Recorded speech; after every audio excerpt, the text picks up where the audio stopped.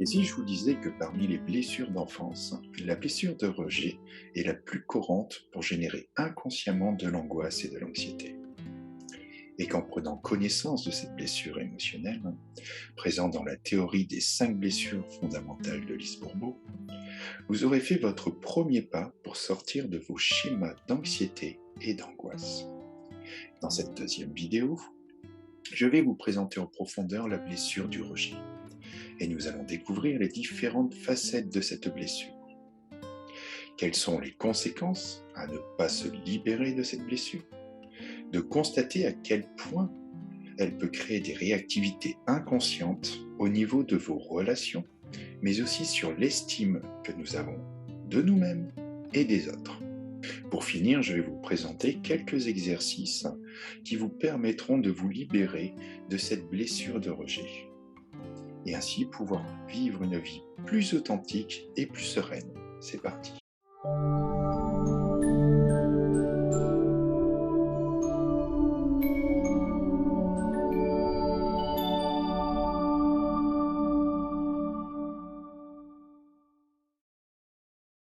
Alors bonjour à tous. Pour ceux qui ne me connaissent pas encore, je vais me présenter. Je suis Mathieu Gourmet, fondateur d'Herméveil, et j'aide les personnes anxieuses à atteindre plus de sérénité grâce à leur inconscient. Cette chaîne a pour objectif d'aider les personnes à découvrir comment il est possible de gérer leur stress, leur anxiété et leur angoisse. Et pour les personnes un peu plus curieuses, je présente des liens sur ce que je propose en dessous de la description de cette vidéo. Alors nous allons commencer sur la blessure de rejet. La blessure de rejet, comme son nom l'indique, c'est que la personne enfant a eu ce ressentiment d'être rejetée par quelqu'un d'autre, d'une personne ou d'un groupe. Ça peut être une cellule familiale, comme ça peut être un parent du même sexe ou du sexe opposé, malgré ce qu'on peut lire actuellement sur le sujet. Les personnes que j'accompagne au niveau de cette blessure ont toujours cette injonction, ce besoin, ce désir ardent d'être parfait, de rechercher cette perfection sans réussir à l'atteindre. Et c'est un peu l'injonction qu'a eu ces personnes au niveau de leur enfance, c'est qu'ils étaient profondément imparfaits et ils passent leur temps à se battre de garder cette perfection, de mériter cette attention auprès d'autrui, mais uniquement en ayant ce statut de perfection. On peut dire que dans le schéma inconscient de la personne, c'est soit parfait, soit mal fait. Et donc, comme la perfection est la norme, cela ne mérite même pas de compliments. Il y a dans cet enfant un manque total de valorisation de lui-même. Cette peur profonde d'être rejeté est vraiment une peur archaïque. Dans les anciens temps, on était automatiquement obligé d'être en cohésion avec un autre groupe, sinon on se retrouve d'être rejeté, c'était la mort assurée d'une personne. Et donc la peur profonde quand vient la crise de rejet, ça peut aller jusqu'à des crises de panique, d'angoisse et d'anxiété. Le besoin de compensation que la personne va utiliser derrière, c'est d'appartenir à un groupe ou un statut de pouvoir pour pouvoir essayer de compenser ce manque de reconnaissance de sa propre valeur et qu'il est toujours en train de se battre à contre-courant pour essayer de renégocier son droit d'existence au sein d'un groupe par cette recherche de perfection.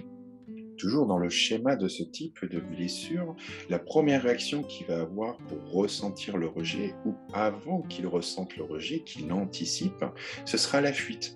Et la responsabilité pour lui, consciemment, ce sera toujours la responsabilité des autres. C'est les autres qui le rejettent ou qui ont une attitude différente à lui. Il y a un manque de responsabilisation de lui-même dans ce mécanisme de rejet.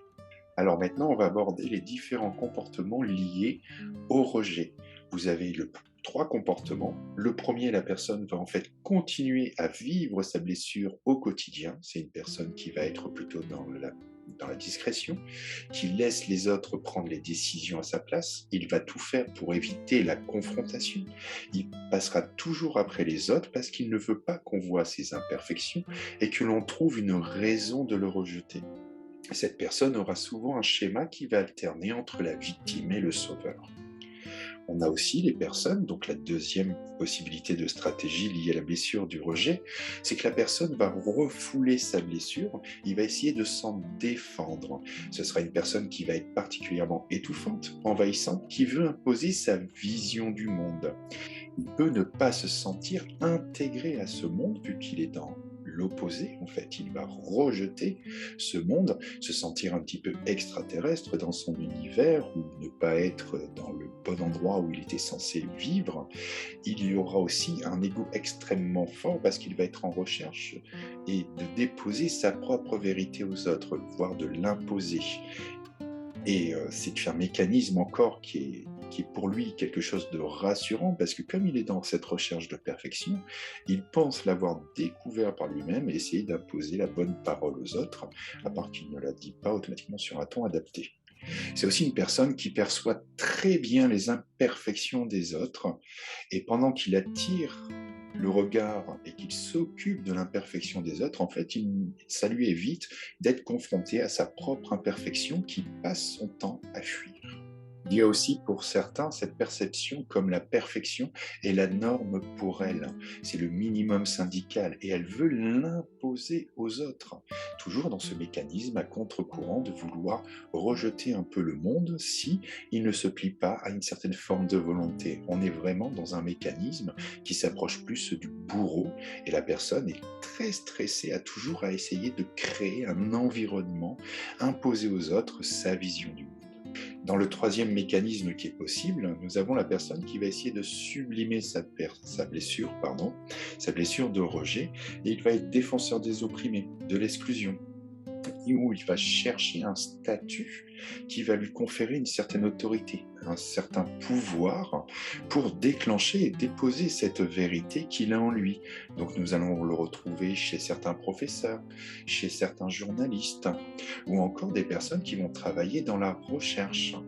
On est souvent dans ce mécanisme entre le sauveur et le bourreau, parce que le sauveur, dans ce côté où on se donne une belle figure d'avoir et de détenir cette autorité, mais la manière qu'on va la poser aux autres, en fait, on est encore dans un côté très agressif et on s'approche plus du bourreau. Certains vont parler du comportement paternaliste. D'autres types de comportements spécifiques à la personne qui a la blessure de rejet, c'est une personne où rien n'est jamais parfait. C'est une personne qui est tout le temps insatisfaite, intolérante, qui a des exigences très élevées. C'est la personne qui va visualiser la construction de sa maison et que finalement ne sera jamais à la hauteur de ses travaux. C'est une personne qui va visualiser son travail et ne sera jamais à la hauteur de ses attentes. C'est aussi une personne qui va vraiment éviter de s'engager, de démarrer quelque chose, tout le temps qu'il n'a pas trouvé cette marche de perfection. Tant que je ne l'ai pas fait, il n'y a pas de résultat, et donc on ne peut pas me juger et rejeter dans ce que je fais. Donc on est sur une personne qui a la peur d'échouer et qui a énormément la peur du jugement des autres. Souvent, on a un refus, j'en ai déjà parlé, de prendre position, parce que si notre position n'est pas parfaite, automatiquement, autant ne pas l'aborder, voire même de donner son avis, tout le temps que cette personne n'est pas rassurée de détenir sa vérité sacrée, il va absolument éviter d'aborder la plupart des sujets qui pourraient le mettre ou remontrer aux autres, que finalement, il n'a pas cette perfection. C'est une personne aussi qui est beaucoup dans la comparaison par rapport aux autres, par rapport à soi. Il va être surtout dans le faire, ou dire qu'une personne a plus de chance que lui, ou un tel a plus que moi, ou la vie a été plus facile pour lui. Il y a cette forme de jalousie où les autres finalement ont plus que moi, et on se retrouve vraiment dans un milieu social assez vite dans le jugement-comparaison qui génère énormément de stress, alors qu'on finalement, on est en train de comparer une personne sans savoir ce que l'autre a vécu, mais on est persuadé qu'il y a des personnes qui naissent sous une bonne étoile et que d'autres sous de mauvaises étoiles. On peut retrouver des comportements aussi d'extension de soi-même, parce que cette recherche de perfection, on veut le mettre dans son environnement et on se sent énormément, on va responsabiliser les autres sur cette recherche de perfection. Donc on peut se retrouver avec une mère qui, quand on va gronder un enfant pour une attitude qui n'a pas été adaptée, hein, qui peut arriver chez la plupart des enfants, la mère va commencer à reprocher à l'enfant son attitude comme si c'était une extension d'elle-même, un faire-valoir. Et elle peut créer à ce moment-là, c'est là où ça peut être dangereux, cette blessure d'humiliation que je présenterai dans une prochaine vidéo. Mais on peut le trouver aussi chez un patron envers son équipe.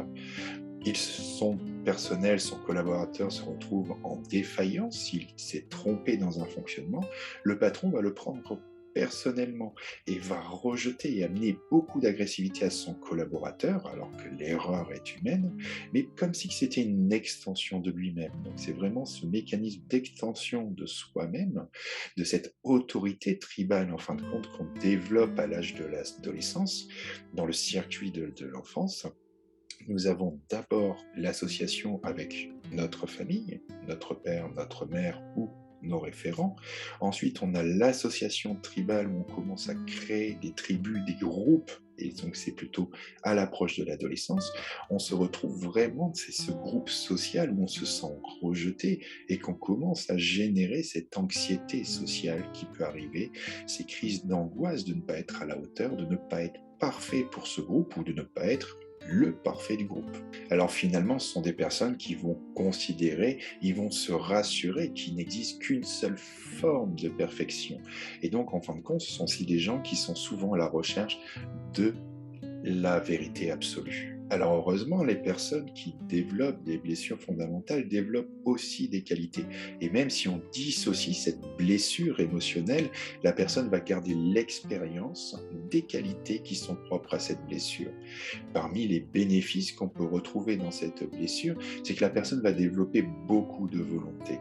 La personne aura un sens du perfectionnisme. Et on va dire que la personne a du caractère, voire têtu.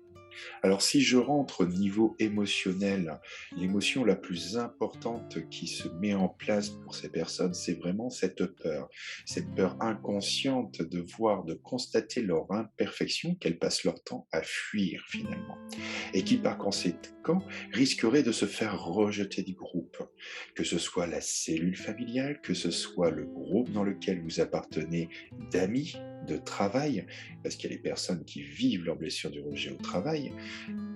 Toutes ces blessures vont amener cette personne, et c'est vraiment ce besoin d'appartenance qui est très différent de l'appartenance de la blessure d'abandon. Cette peur de l'abandon, on est vraiment sur une personne, nous abandonne, il y a de l'ignorance de la part de l'autre, perçue inconsciemment par la personne, ce n'est pas toujours le cas. Et là, dans la blessure de rejet, on a vraiment ce sentiment d'être rejeté, alors peut-être par une personne, mais qui a une validation inconsciente des autres. Et donc, il y a toujours cette peur archétype d'être rejeté. Et encore une fois, je crois que j'ai déjà abordé dans cette vidéo, mais c'est cette peur qui va créer cette panique, qui va créer cette angoisse de ne pas être à la hauteur, de ne pas avoir ce mécanisme de perfection. Et donc, ce rejet risque d'être tout simplement une mort symbolique, inconsciente et très puissante. Et donc, cette émotion de peur va nous amener à des pathologies qui sont spécifiques et qu'on peut parler d'angoisse. Nous avons l'anorexie également, l'anxiété sociale. Et en tout cas, même à moindre forte échelle, énormément de stress, aussi bien dans sa communication interne que dans sa communication avec les autres personnes. Alors maintenant, je vais aborder les exercices. Un peu comme dans les précédentes vidéos, j'invite toujours pour les deux premières le même processus. D'abord, il est intéressant de repérer chez les autres personnes qui peut, dans votre environnement, avoir cette blessure de rejet, pour pouvoir bien comprendre et assimiler le mécanisme qui se met en place sous différentes facettes, cette peur d'être rejeté par le groupe. En deuxièmement, vous pouvez commencer à rechercher en vous si vous avez des comportements liés à ce type de blessure de rejet. En troisième étape, il y aura une recherche de s'affranchir du regard des autres. Que les autres peuvent avoir des avis différents et des jugements différents. Il n'y a pas de vérité absolue sur Terre, ni définie sur la manière de considérer la valeur de quelqu'un. Einstein aimait bien dire que si on juge la valeur d'une personne uniquement à sa capacité de voler, on va considérer que le poisson est vraiment peu de valeur. Et donc on a ce travail de tolérance avec soi-même sur sa recherche de perfection, mais aussi ce travail de tolérance avec les autres, parce qu'on a pu voir qu'il y a deux revers la médaille sur la blessure de rejet. Aussi bien on va rejeter les autres en mettant en avant leur imperfection, soit on va avoir peur d'être rejeté parce qu'on découvre notre imperfection. Et le fait de travailler sur cette tolérance interne et externe sur l'imperfection que j'ai et sur l'imperfection des autres qui sont inhérents dans notre développement. Si nous étions parfaits, ce serait magnifique, mais je ne pense pas que ce soit le cas pour aucun, ni pour moi, ni pour les personnes qui regardent cette vidéo. Et donc, la personne va pouvoir travailler sur des phrases qui va pouvoir se répéter devant lui, un peu comme des mantras, où la personne va reprendre un peu la joie de prendre sa place d'imperfection, mais malgré tout son droit d'exister dans son imperfection. Non pas pour rester dans l'imperfection, mais pour se détacher de ce mécanisme de recherche absolue de perfection. Si c'est pas parfait, je fais pas.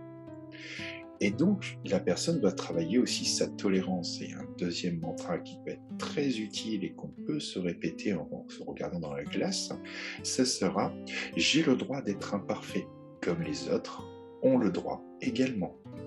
J'ai le droit d'être imparfait, comme les autres le sont également. » Ce travail va aider petit à petit d'avoir ce niveau de tolérance avec soi-même, de diminuer cette charge et de courir après cette recherche de perfection qui est très anxiogène et très difficile à gérer, par quelque chose un peu plus de lâcher prise. Ce serait un peu l'envers, ça va être du lâcher prise sur ma valeur, sur le jugement que je donne de ma valeur ou sur le jugement que je donne de la valeur aux autres.